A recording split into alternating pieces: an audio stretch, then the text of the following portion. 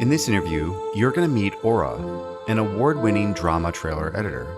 Get her advice on how to simplify a story, build emotion into the climax, and seamlessly connect all your dramatic moments together. My name is Aura. I've been editing for 13 plus years, and my recent finishes would be Me Before You trailer and the international trailer for Live by Night. How did you get into the business of trailer editing? I got in a rather unconventional way. Most people start in as like a runner and move their way up. I graduated college and just started working for Roger Corman, and he needed a trailer cut for something, and they didn't like what was being cut, and the post-production supervisor said, "Hey, why don't you have a crack at it?" I did it. They loved it. They actually kept me employed. I did long format for him on occasion, but I found that I could keep myself employed by cutting trailers. Let's talk about the second act of a trailer. What's the main goal here? The middle of the trailer is supposed to basically earn everything that needs to get to the third act, meaning that you have an intro and you know where you want to end it, what the statement of the trailer should be. But that middle section is all about not just exposition, but earning whatever it is that launches you into that big back end statement. And I'd say that a lot of the projects that I've worked on, we mess around or re-edit or just recut or try different versions of that 20 to 45 seconds of the second act. Like Me Before You, we had to get to a point where they fall in love and she decides to love him no matter what.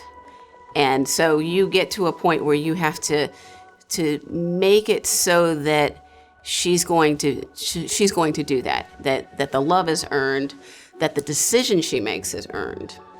And I think that's a really important part, because you can get that front and you can get that end, but if you don't get them together, if you can't get to that stage, your trailer has the potential to just fall apart or just feel meaningless if it isn't earned.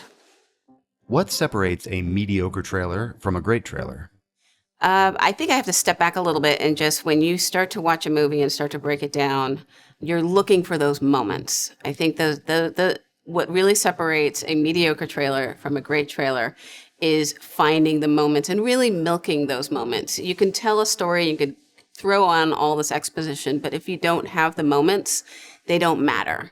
And so, like, when I'm watching a movie or breaking it down, I'm looking for those moments. Like, that's a great transition. That's a great look. This is where they fall in love. This is where they make this decision or that decision type of idea. It could be a line. It could be a moment between them looking at each other or whatever it is. You usually can just find them. And I've worked on a lot of films that were based on books, best-selling books. And that becomes its own challenge because those books have those moments. Me Before You had this shaving moment that I had to put in. The Bumblebee tights had to put in. So sometimes with movies, it's just easier to just take the moments and throw them on a timeline and then figure out how to bridge those. Whether it's the story, whether it's the visuals, music can always help too. But it's really finding those moments and making the most of those moments, finding the music that's really going to lend itself to those moments, really can make a trailer work. How do you condense a full movie's plot into 2 minutes and 30 seconds? There's no easy answer to this. Sometimes it's just finding lines that will convey things in the simplest of ways. But really, a lot of it is a process. And that's where I just start throwing things on a timeline. I have those moments that I've already chosen that I really want this, I really want that. These are must-have scenes or shots. I really want these in there. Then I try to bridge those gaps with exposition or whatever else I need. And for me personally, it's really good just to put it on a timeline and then start to realize slowly there's a more economical way to say this. You don't want to fall into the trap of always thinking in a linear fashion with trailers. There might have been a line that is said in reel 5 that could really work for the first act of the trailer because it has to do with an important piece of information. So I think that's like the best way for me to just, and it's a process. And I'll say that like your V1 is never going to be perfect because you and your producer and whoever else you're working with, the client, you'll start to realize what you don't need anymore. You thought you needed something, and then with the context, or maybe the cut has changed a little bit, or maybe you just realize it's just not necessary, it's redundant or whatnot, it gets pulled out. And that's why I think that like a V1 is a good launch, but it's never perfect because there's always ways to condense what you need to have said. What about using narration and copy to quickly tell your story? Well, the current trend with narration and copy and how I would use it is not to use it if possible. Back in like the 2000s and 90s, it was all about just having that narrator explain everything, and that's really fallen out of fashion. When possible, I avoid it at all costs, but I do like with a trailer a statement. I think that's what you need is a statement. And the reason why I like to have those statements in the back end is you've already told the story. You don't need, you're selling a feeling, an emotion, a takeaway. So the statement, those cards that are, date card, on March 3rd or whatever, something, it's something that's simple and selling the emotion. They're very simple, one line kind of ideas with maybe 2 cards. For example, Me Before You had a statement in that back end that was live freely, live boldly, just live. And that was taken from the book. And I think that really carried and lent a lot of weight to what the story was supposed to say. And there were other things going on in there, but we're really trying to keep it simple. What do you think an Act 3 should accomplish? Act 3 is different than Act 1 and 2 because it is selling a feeling. It is selling the movie in its most essence. You're not trying to tell the whole story. You're just promising something to the audience, a promise of entertainment, a promise of I'm going to cry, a promise of laughter, whatever it is, it's to sell that idea and give the audience the promise of entertainment, really. Music is always important. That's where the music is. If a studio is going to pay the money on any cue, it's going to be that back-end cue. Because that's what people remember. They'll remember that back-end cue probably more than anything else. And that's where I've been on several trailers where that back-end cue really sold the movie many times over. How do you transition from Act 2 to Act 3? Transitioning from Act 2 and Act 3 it really depends on the genre, but essentially what it's trying to do is launch. If it's a drama or a romance, it's all about that character earning whatever it needs to earn, or the characters earning whatever it needs to earn to get to that third act. In something like action, that becomes kind of a will to act. Like, we're in danger, we're gonna do this, let's go, boom. That's what like an action film would do in that. And then so it's determining, something about what's going to happen next. Really, and I'm stepping back a little bit here, Act 1 is all about exposition and meeting the characters. Act 2 is all about what the dilemma is going to be. And then Act 3 from Act 2 has to do with what is going to be done about it. And that's your Act 3. So whatever the genre, that is exactly what happens, is that this is what has been decided to be done. And then your Act 3 launches that promise. How are music and sound design used in this transition? So transitioning into Act 2 from Act 3 musically could be either a sound design element, it could be a stop down. Sometimes your second act is really one cue. Second into third act is pretty common. So you have your second act, and a lot of that usually winds up being instrumental. You might put in a little bit of lyrics here and there just so people kind of know that there is a song. But more often than not, that second act is all about information. So you don't want to have a lot of lyrics that are muddying the message that you're trying to say. So a lot of times you're using the instrumental for most of that. And then to launch from the second act to the third act, there might be like a dip down. I have gone so far as use stems on certain cues because maybe it has a nice rhythm, but then I really need it to do kind of like a real dramatic turn, and I might take out like the percussion. I might bring in some strings that were already there, but just kind of pump them up a little bit to maybe create a little bit more of a emotional tone. Or, conversely, maybe you need to up things a little bit. Maybe you need to bring in those drums a little bit more. Maybe you have to build that intensity and then bum, bum, bum, bum, bum, bum, let's go, kind of thing. So that's what you're really it really depends on your story. It depends on the genre. But I would say that the only commonality is that there is determining that something's big is going to happen into your third act. And you might need to stop down, you might not. It really just depends on what you're working on. What makes a good trailer climax? I have watched movies and said, that is it. That is exactly the line. The first time I watched Me Before You, the man says, "You're pretty much the only thing that gets me up in the morning." And I saw that and I said, that's my ending. It's completely my ending. I'm not going to use anything else. And it stayed that way. I think it was such a perfect statement for that trailer, and it's an important statement, I believe, in the book too. So it also made sense to have it as your end kind of line. But I've also worked on those trailers where I didn't know. I'm currently working one that initially I had no idea, and what we wound up doing was taking a line from the book that is a really important statement in the book, and so the character is going to make that a voiceover to kind of help us move around the movie a little bit, montage-wise, but also just let us end the trailer. And it kind of morphed into something that I realized that this one scene was really an important scene that I hadn't really thought about.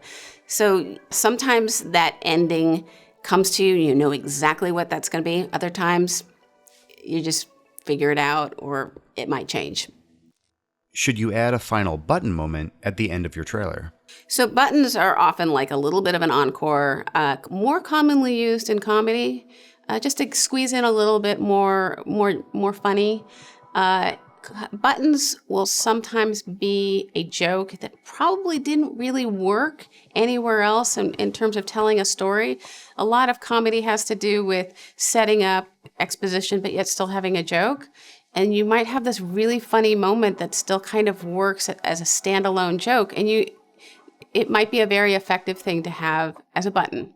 So I think that for comedy, it really helps to have that like little added little kick, say, hey, that's funny, and it's going to be a funny movie kind of thing. It doesn't often really work too well in other genres, sometimes with action, although I have noticed sometimes with action they'll try to insert a little bit of comedy, and sometimes it's a little cringeworthy. I often don't think it really works, but it doesn't have to be a funny moment. Sometimes it could be title card, main title, and then some really cool, epic-y, great shot, and then, your end cards. So that happens too, but more often than not, buttons really work with comedy and short and sweet. If it's too long, it's going to feel like your trailer is going to just keep going. And that's been often a complaint when you show a very long joke. So a very short joke works perfectly. What are some common mistakes you see in trailers? So common mistakes I see in trailers is often where somebody has just put in a whole bunch of information and laid music. And yes, it's a lot of information and important information, but it's boring. It's not special. It doesn't make any moments out of anything. And it's not interesting. It feels very blah. Another mistake that I see, usually more with beginning editors, is this adherence to maybe they found like a really great moment. They found a great edit and they love that edit and they hold on to that edit even though it will mess up everything around them. And you really have to think in a more lateral way about your cut.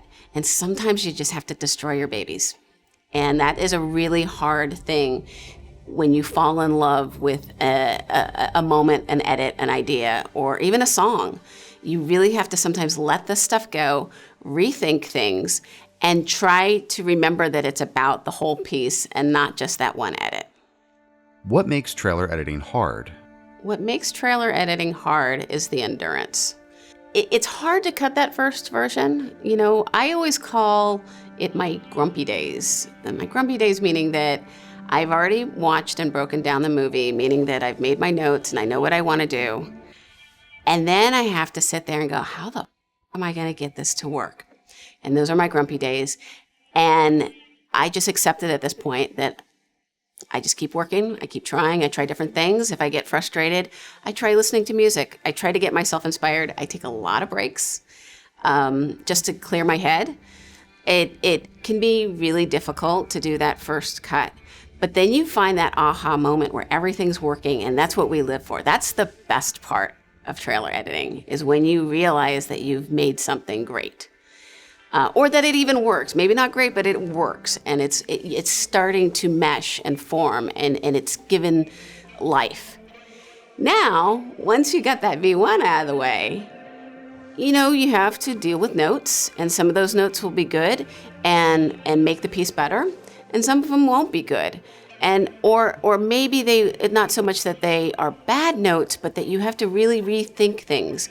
And at some point in that trailer, it becomes endurance. It's, how else can we sell this? How else can we rethink this? You might have a campaign that's really struggling with its message. And you might try there might be very different angles to the same movie, trailer angles to the same movie. And that's when, you know, you're at version 25, 35, 45 even. And you're just trying to keep your cut as good as possible. And that, I think, is harder than anything else. And really, it's the hardest thing for incoming or newer editors to really understand and still care about your cut, but still know that sometimes you have to let certain things go. That's the most difficult thing to accomplish. And I think we still struggle with it every day. What are some light bulb or level up moments from your own career? You know, I don't know whether I have those aha moments, but I think what I've learned over the course of these years is that it's really important to be inspired by other talent, by other talented editors, and not to see it as a competition. At our company, we have a lot of very talented editors. And I learn from them, whether it's, oh, I like that kind of sound design. I like how they use their music. Like when I learned that I could use stems for things, and sometimes they're not always available, but when you see how things were like cut to a beat and you know, using talkbacks and in a way that you hadn't really thought about. I get inspired by seeing other talented editors and being around other talented editors. So I think that we're always learning from each other. And that's a good mindset to have, and not sit there and go, oh, so-and-so, you're gonna be an unhappy person, and you're just gonna be wasting your time focusing on other people. Instead, be inspired by them and seeing what they're doing. And you know, this industry is always changing. And it's always doing something new and maybe focusing a little bit more on a vibe rather than story. And that might change, you know. Who knows what's going to happen in the next 5 years? So it's always good to know what's going on out there and to be inspired by each other. What is your favorite part about cutting trailers? My favorite part about cutting trailers is realizing you can do it. Because when you first start, you don't know exactly how it's all going to work. Even when you have those moments, I've had trailers where I knew where it was going to start and I knew it was going to end. And I had a good basic idea of how the trailer was going to work out. You still have to cut it. You actually have to do the work, and that can be daunting. And that is those grumpy days for me of, how am I going to get this to work? And yet I keep working and I keep working, and then you get that moment that I figured it out. And that's what we live for. It's like a puzzle, and you just keep working at it, and then somehow you see it. And it's a high. It really is a high when you go, oh my God, this music will work so great with this moment. I hadn't even thought about that. And, oh, what if I did this and this? And, oh, you get those chills. Like, that is like what we live for. And everything else, you just hope that you have the next project to have that fix, so to speak. What advice would you give to an editor new to trailers? I think my best advice for an aspiring trailer editor is to just keep at it. Just go out there, work, learn, even try cutting. If you're not currently employed, try cutting on a movie that's already been out. Cut your own trailer to see how it works. Look at other trailers, watch other trailers, see what the trends, so to speak, are. When I started, I was my own trailer house. Nobody taught me trailers. I basically watched a lot of trailers online, and I thought, that's cool, and that's cool. And I just dove in. I didn't have any guidance. I wasn't rising through any ranks in the trailer world. I just sat there and looked at things and said, that's really cool. And I took a movie and I cut it. And sometimes I see my older work and I kind of laugh a little bit. But some of it I was actually pretty proud of, even to this day. But a lot of it is just try. And if one company doesn't see your talent, go to a different company. We see that all the time where maybe somebody just didn't work out for us, but they did really well in a different company. It might be that you do better at certain genres, or maybe you just find a different fit somewhere else. But to just keep at it, keep trying. That's what all of us try to do. And just always try to learn.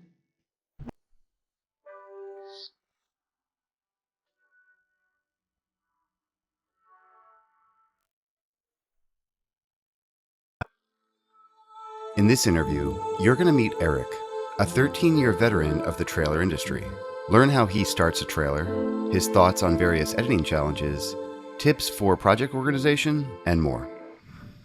My name is Eric McCormick. I've been editing for 13 years. Most recent projects are a movie called Life, horror movie called Rings, a sequel, Doctor Strange, and Teenage Mutant Ninja Turtles.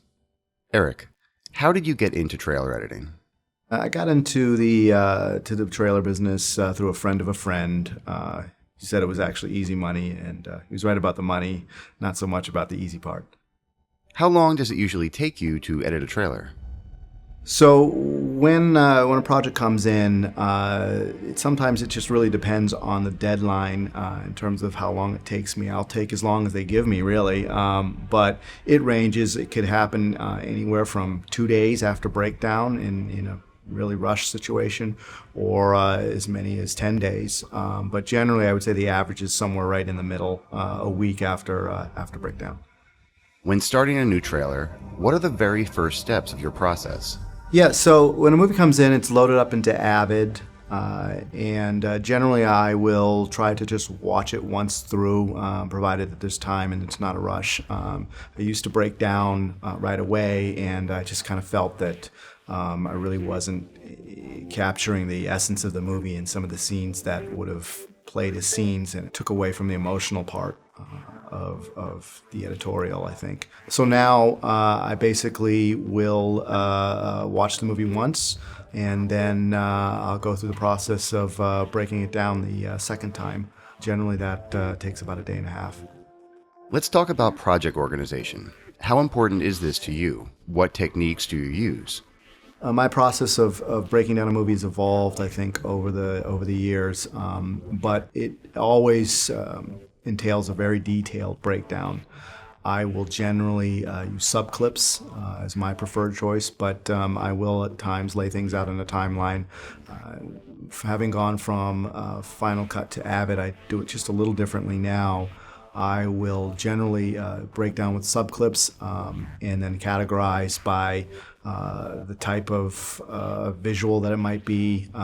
So if it is visuals I'm working with, action, IDs, it might be scope, but then within those categories, I'll have subcategories, especially if it's like, let's say, an action movie, and there could be 100 selects of action. So I may want to then break it down further into fight sequences or fight scenes, car chases. It just kind of depends on what the action of the movie is.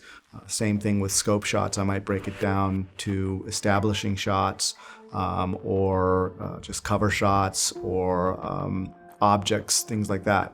In my bin structure, I generally like to look at it as thumbnails. So it used to be that I would lay it out in a sequence and view everything in a linear way, but now I prefer to look at thumbnails so I can kind of see multiple shots and selects very quickly, all at once, and kind of pick out the one I want. How important is music, and how do you go about choosing it? In terms of choosing and working with music, I really do think that music is maybe more than half the battle. Now, again, this is something that's evolved for me, where I really would start with story, because I felt that was a little more finite, whereas music, there's a limitless number of choices. So I would break down a movie, and then part of that breakdown process would be looking for music and just kind of coming up with the general selects that I think might sort of fit the mood of the film. Like I said, I used to sort of start by laying out a story structure, and then just kind of applying music to that and kind of trying to bring it to life through that approach. But sometimes you start trying to just force music to work in a way that doesn't really feel natural. It doesn't really bring the right emotion to the piece. So I do find that often now I will start with a piece of music, maybe not all of the music, but at least something that might be a third act or an opening, just to kind of get a tone, and then let the music dictate a little bit what I might want to do in terms of the narrative. Once I have a selection of music, I sometimes use that to kind of inform me as to specifically what kind of music I'm looking for. So I may have a dozen pieces or so in a certain style, but maybe none of them do exactly what I want them to do. It's a good guide for me to use to go to a music supervisor and say, can we pull some pieces like this, and be more specific than just say, pull an orchestral action piece, or pull some sci-fi sound design. So, how do you usually begin the process of actually putting things in the timeline? I would say that my go-to or my default method would be to really start with an open, or an opening idea. That then sort of dictates where I need to go from that point on. So if I find an open for a trailer that I'm really excited about, then that's pretty much going to tell me where I need to go, because I'm going to need to pay off that open, throughout the piece somehow. The opposite of that might be if you have an ending that you are really excited about, is working up to that ending. But sometimes that could be a little more difficult, because you're working backwards, and you could be sort of working yourself into a hole. Either way, there's no right or wrong to that. It's really just kind of what inspires you to keep moving forward. If it's just laying out beats and then filling in with music and sound design and dialogue from various parts of the movie, then that's the way to do it too. How do you choose which moment to open or begin the trailer with?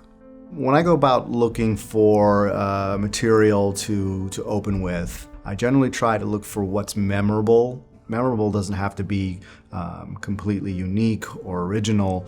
It could really just be a quality performance. So even if it's something similar to, another performance or many other performances in other movies, as long as it's a good performance, that might be a place to start. A scene that's really well acted and feels trailer friendly.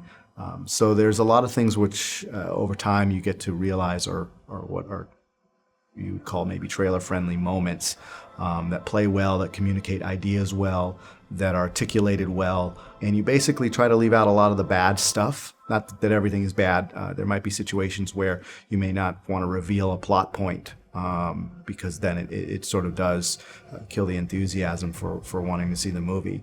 So there's just a lot of things you steer clear of, and when you recognize what those things are, you look at what's left and sort of what makes sense for an opening, for maybe a middle, for a moment somewhere, or an ending.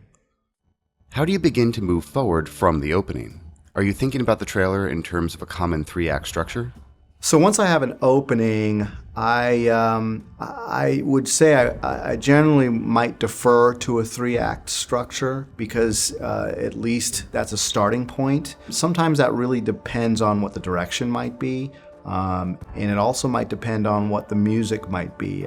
If the music feels like it has a continuous, steady build, the narrative may just evolve into a sort of 1-act building crescendo. And there may be situations where you have 3 or 4 pieces of music and you kind of stop down and for each one, and that defines your 3-act structure or however many acts it might be. It used to be with trailers that you kind of were always expected to have music changes, and if you didn't, then there was a feeling of that the piece was overstaying its welcome. And now I think that it's evolved to where trailers tend to stick with one idea or ideas that are living in the same tonal genre. They feel very related, so that you feel that there's more continuity from one section to the next section. And that is sort of has allowed us to break out of just the obvious 3-act structure. And I think that you want to sort of hide those act breaks a little bit more and subtly transition, from one narrative idea to however it might evolve. How does the film's genre affect how you approach a trailer cut? Genre definitely affects your approach to cutting a trailer. The quality of film also affects your approach. And that's not to say that good or bad quality really dictates the style, but it's more about what it needs to be versus what kind of footage you have to work with. You may need, in a horror film, to add a lot of accents visually and chop up the moments a little bit just to create a little more intensity that might not be there in the film, especially if it's a very slow and gradual horror moment that takes time, or a joke that takes a while before it actually pays off. You have to accelerate those things, and so you make certain stylistic choices to accomplish that. But yes, genre, whether it's a horror, comedy, or an action movie, they all have to have a strong narrative from a trailer standpoint. So the one thing that they do have in common is you've got to be able to communicate the story or the theme, and that's going to be a starting point regardless of whatever genre you work in. What makes trailer editing hard? As a trailer editor, you are responsible for a lot of things beyond just the editorial. So what makes it difficult is the fact that you have to make decisions about the sound design, about the music and how the music is cut, about the copy, which is the message, the graphics and the style of graphics. You are a writer and a director and a graphics person and a music person all rolled into one. And even though you have a team of those people who will hopefully support you in that, you do a fair amount of that on your own. You add to the fact that it's never the same from one project to the next, even if you're working in a movie that has similar content, the same genre, movies that have been done before. It's always going to sort of feel and look different, and so it's very unpredictable, and that's what's refreshing. But it's very challenging because you just don't have a formula that you can apply consistently. What are some light bulb or level up moments from your own career? I think that so when I look back at my career and sort of how it has evolved, I think one of the things that has been a point of emphasis for me is to really focus on music and allow that to do a lot of the lifting emotionally, whereas it used to be more about the narrative and trying to jam in a lot of story points and a lot of dialogue to try to do that. Now I think I try to start from a place of music if that's possible. If I have very specific direction, I may not do that. I may really focus on that direction if that calls for a very specific narrative idea. But I think music is one of those things that I pay a little bit more attention to. And even as a musician, it's ironic that I would say that, but it really does sell a lot of movies in a way that you can't do with just the story. What is your favorite part about cutting movie trailers? Well, the thing I love really about cutting trailers is it's dynamic. It's you really wear a lot of hats artistically and creatively, I should say. It's never the same from one project to the next. So there's a lot of variety in what you do, and you are relied upon to influence millions of people to see a product, to see a movie, and a lot of that comes down to the work that you're doing. Do you have any other pieces of advice for someone looking to improve their trailer editing? The advice I'd give to someone just starting out in the trailer business would be to really learn by watching and doing. So that would be watching trailers and cutting. That's really the point that you have to start with. It's like anything, a sport, an instrument. You have to watch how other people do it, and then you have to do it. You may use that as a starting point, and then eventually you'll develop your own style and your own method of working. So even if it starts from a point of imitation, that's usually how you get going, and then eventually you'll find your own voice.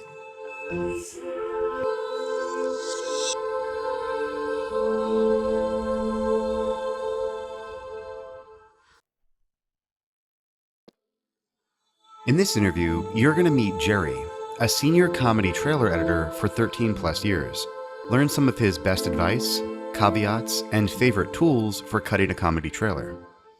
My name is Jerry. I've been an editor for about 13 years, and some things I've worked on recently are Baywatch, Kung Fu Panda 3, and Magic Mike XXL. How did you begin your trailer editing career?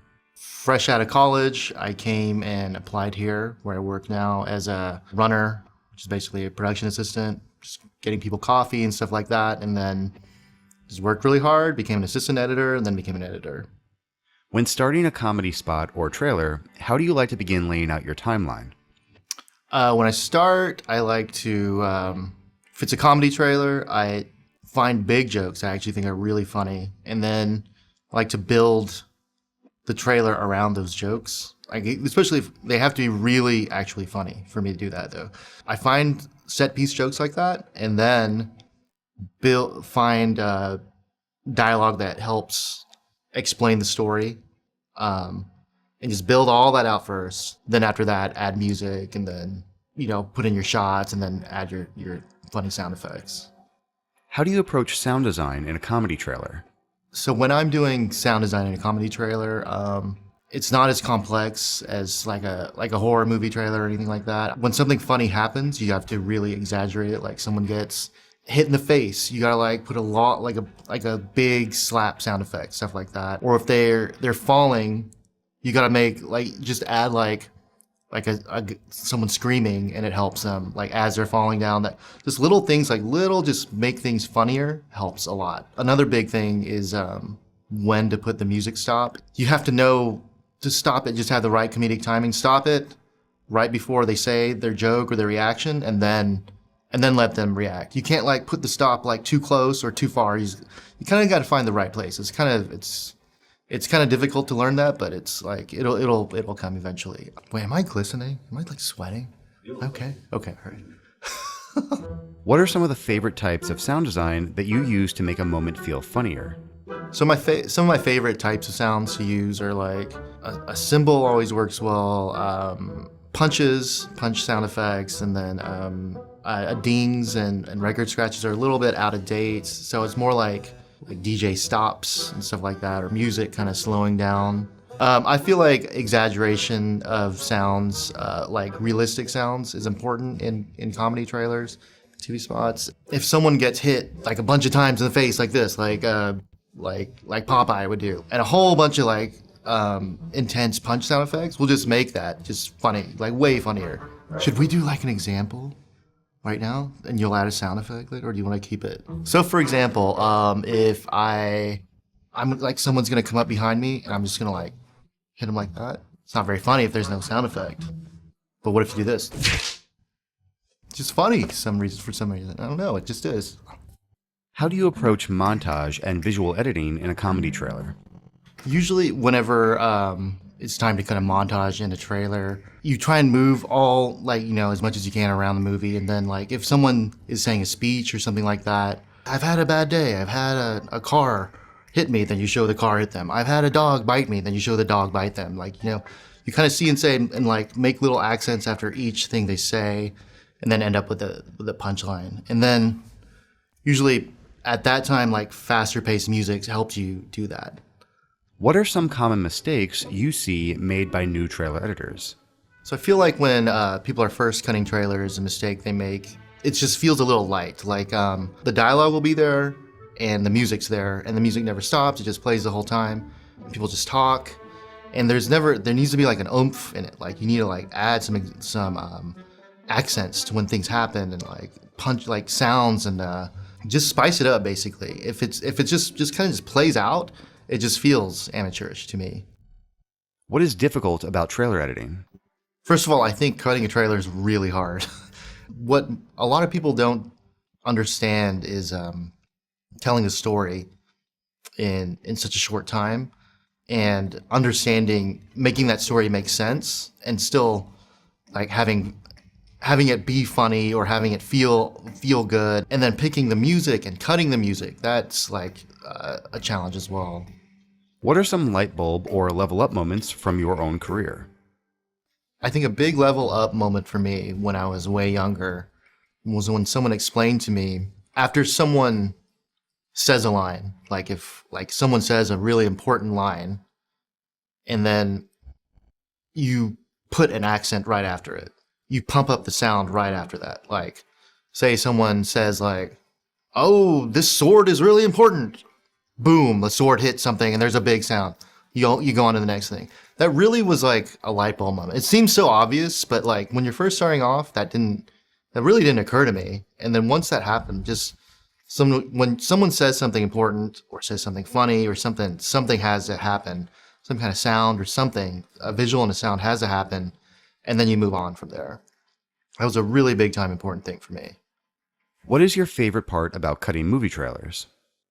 My favorite part about cutting a trailer is, I think, starting off in my mind, trying to think of what story I'm trying to tell or what I think people are going to be interested in, and finding those moments. And then when you see it start to come together on the timeline like a big puzzle, it just starts to feel good inside for some reason. Do you have any other pieces of advice for someone looking to improve their trailer editing? My advice for aspiring editors is, you may think it's good, but sometimes it's not good. And then if you show people and they don't react, then you're going to kind of have to learn that you got to keep going. It's going to be hard. It takes a while. But the main point is just to keep going and don't give up.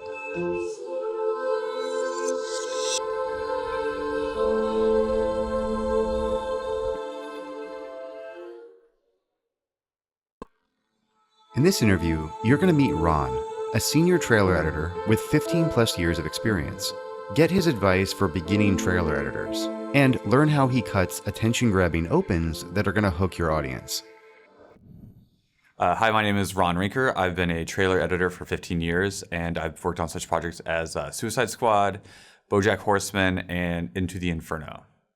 So how did you get your start editing trailers? I got into the business of trailer editing when I was in college. I knew a few people that came out to Los Angeles, and they were trailer editors, and I really enjoyed cutting short format pieces, so it was a natural transition. I came out to Los Angeles, and I got a job as a runner and I started cutting and got promoted to trailer editor. How long does it usually take to edit a trailer?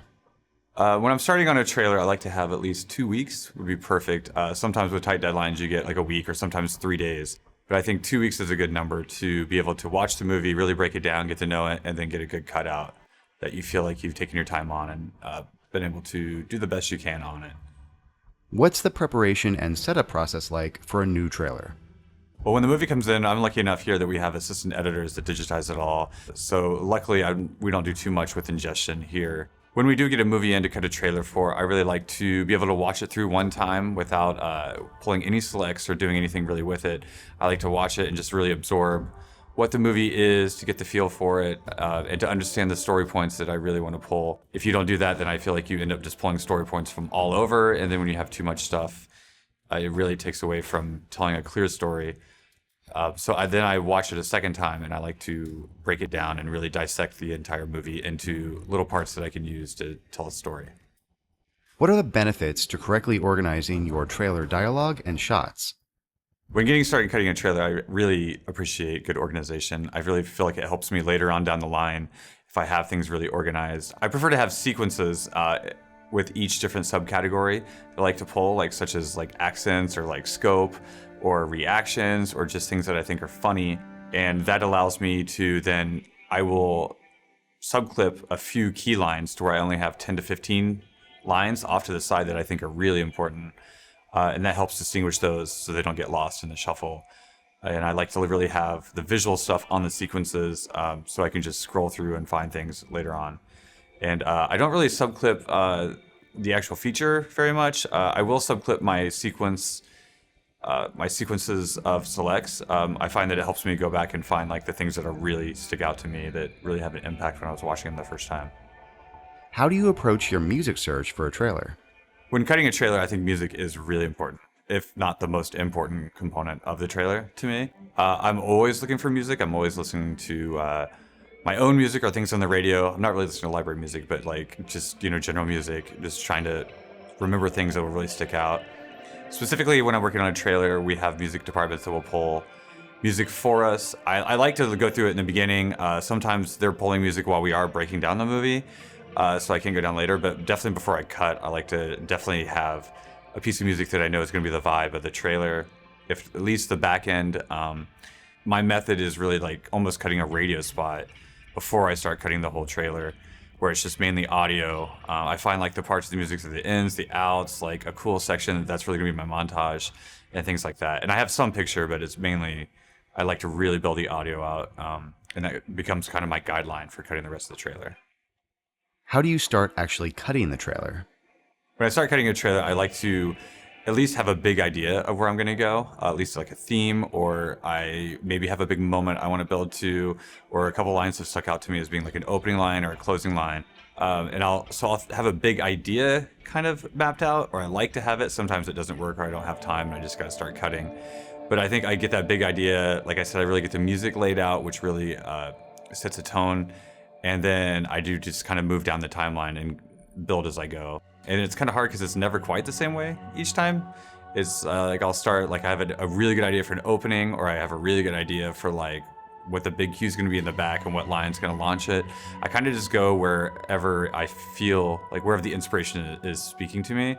And I notice a lot of times too that I'll get stuck somewhere and it really helps to just move on to a different part, and then I'll start working on that part, and then that part will start working itself out. And I've noticed that when I'm working on that part, an idea will come to my head, or I'll come across a shot, or like something a line that'll really like solve the problem I was working on before. So I really like to just keep moving and not get stuck and bogged down on like a little section. What makes a good trailer open? When I start cutting a trailer, I really like to find a moment in the beginning. And I think what really helps me find the opening is trying to find either what sets up the situation, what is normal life, what is going on right now, or something that really will help you understand who the character is, like who this person is that I'm about to like learn the story about. And obviously with a comedy, it has to be funny. I feel like you have to have at least the payoff being funny. But I think it's really important to understand either the character or the setting or the situation that you're really starting to tell. And another thing that I really like to find is just something that grabs. because grabbing someone's attention is really hard these days. And I think if you can find something that really just sticks out, whether it's just an important moment, something that's very different, or something that's just really funny, you can find something that really will grab someone in the beginning, and then they'll stick with you the whole way. How do you structure a trailer? When I'm cutting the trailer, I do like to think of it as a 3-act structure. I try to think of that in the beginning, and I try to think about how I'm going to get from A to B to C. Trailers don't, I feel like, have to always be a 3-act structure, and I feel like it's different than typical storytelling, and the third act isn't quite like a conclusion. It's almost more of a like, what is going to happen in a different way. But once I get started, I really just keep moving on and finding where I can like work on the trailer and like what's going to work, and then I just kind of jump around the sequence. I like to move in a linear fashion, but sometimes I find that I do get stuck, or I get inspired to do another part. I notice I do like to get like heavy storytelling out of the way, and sometimes I'll reward myself, as cheesy as that sounds, with like a montage at the end. Like I have like a really cool music thing I'm doing at the end, and I'm like, okay, well, I'm not going to fill in those shots until the end because I'll really enjoy that. I'm going to kind of like work through this story stuff and get through like the heavy lifting. And I noticed in the very beginning of cutting a trailer is a very stressful time for a lot of people. When you have the empty timeline, you're just staring at it. And I think what I always try to tell people is just keep working through it. Like you feel like you're not going anywhere, your wheels are spinning, but you just keep going through it. And all of a sudden you'll find that one moment that kind of works, and you're like, oh, okay. And you start to feel inspired, and you start to just keep moving. But that beginning part is definitely the hardest part for, I feel like, all trailer editors. What are some of the differences or similarities between genres? I think when I'm working on different genres of movies, everything changes from the beginning process of the breakdown. I'll pull obviously funnier things. I like to pull like physical comedy that I can use as accents. When I'm working on like a drama, I'm looking for more like impactful lines. But I think when it all comes down to it, it is almost the same thing. I feel like one thing that's lost, especially in comedy editing, is people don't realize how much it is like action editing. Action editing is where you're like really cutting on the beat. You're really like hitting accents, and it makes everything way funnier. In the end, I feel like it all comes down to being the same thing, of being like cutting on the beat and really accenting things. It kind of it's very different, but it is very similar, all the genres. What are some common mistakes you see made by new trailer editors? I think one of the mistakes I see people make in the very beginning are they will either start cutting too fast. You get kind of excited to cut, or you're on a deadline and like, I need to really cut, and you don't really go through the breakdown process. I think it's really important to dissect the movie into the little pieces, and so that you can reassemble them in any way that you really need to, whether it's a different storyline or like trying to cheat that it's a different even type of movie. I think people really skip that beginning breakdown process. And I think it comes to bite you like a little bit later, when either you're down the road on your like third or fourth trailer for a movie, or you just are out of things to use and you need to like end up going back through the movie trying to find something. I think a mistake that people make when they start cutting trailers is they also tend to, when they use music, they just tend to drag the music out, and they don't really cut the music that well. They try to get to different pieces, but they kind of let the music dictate them, as opposed to like you making that music work for yourself, which is a challenge to do, and also make it flow and feel like a constant cue. But I noticed that people will just drag music out and not really use all the different parts of the music that the music has to offer, which really helps the trailer stand out. What do you think makes trailer editing hard? I think what makes trailer editing hard is you really need to just jump through time sometimes. You need to compress stories and elements and get through them faster than you normally would, even in like a fast cut feature. And I think it's hard for people to sometimes realize that it's okay to go from this scene to that scene, or to go to a completely different situation, and all you are putting up is like this summer card. A lot of things can happen in just putting up a card, like a lot of passage of time.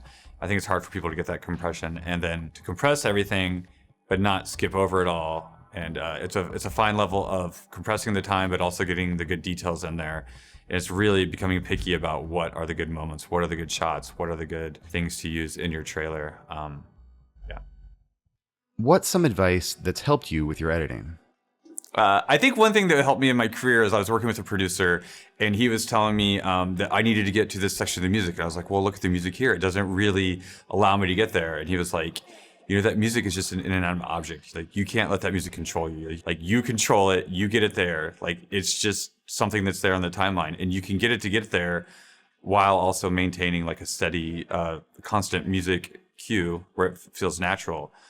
So I think that really helped me to get to the parts of the music, to really find all the different parts of the music that are really good and usable, and have those good little moments that really help a trailer stick out. What is your favorite part about cutting trailers? My favorite part about cutting trailers is I feel like when you're cutting a feature or a TV show, it's your job as an editor to really not be seen, to not get in the way of the story, to not get in the way of what's happening. I really enjoy trailer editing because I feel like it's the opposite. I feel like instead of hiding, you're the star of the show. You're really like standing out. You're making the accents, you're seeing the jump cuts, you're really cutting to the music, and you can really tell that something is being cut and like driven. Trailer editing, as opposed to like film editing, I feel like it's not the invisible craft. Like you come through, you're seen in it, your cuts are seen, you're jumping from one thing to the next, you're going in and out of music cues. It's really fun that your job is to be at the front of it and not be hiding behind the whole process. Do you have any advice for a new trailer editor? I think I would tell someone that's just starting or cutting trailers, or they've only been cutting it for a year or two, that, it is hard work and you can get lost in that and it can make you stop. But then things will start clicking and you'll start working your way through it, and it really is rewarding, and it takes so much time to develop that craft. It's not just learning to edit. It's learning to edit trailers. It's learning to edit films. It's learning to edit TV shows. It's all its own thing. So you really have to, even if you've been editing films or been editing for your whole life, if you're just starting to edit trailers, it's a whole different thing. And it might not come as fast as you think it would, because you are learning like the shorthands and how to jump through time. And so I think it's a very different style. And I think that some people can get lost in that. So.